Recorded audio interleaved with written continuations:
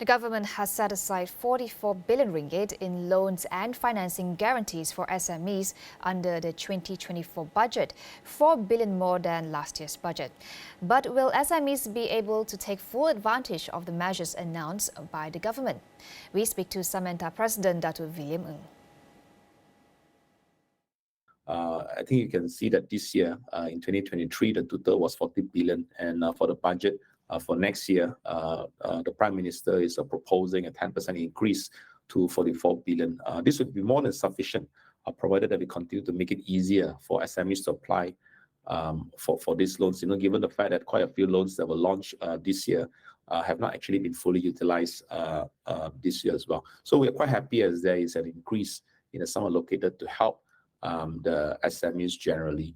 The second thing that we really like is the focus on helping not just SMEs but businesses in general to retain and upskill our employees. One, for example, is the Latihan Madani through the 15% unutilized HRD levy, which I think makes a lot of sense because for SMEs to contribute only a few hundred ringgit a month to HRDC, even if you save the whole year, you probably have not enough money to send your employee to do one course. So by allowing this unused levy for SME development, I think you're unlocking the potential workers in SMEs, right, and by extension, the SMEs themselves. William also highlights the need for more support for sectors outside of high-growth, high-value industries. There's also a lot of focus on the so-called high-growth, high-value industries.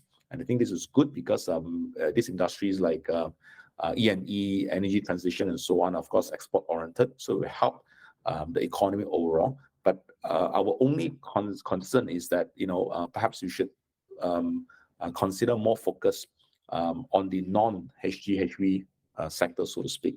In the economy narrative, we think on the floor.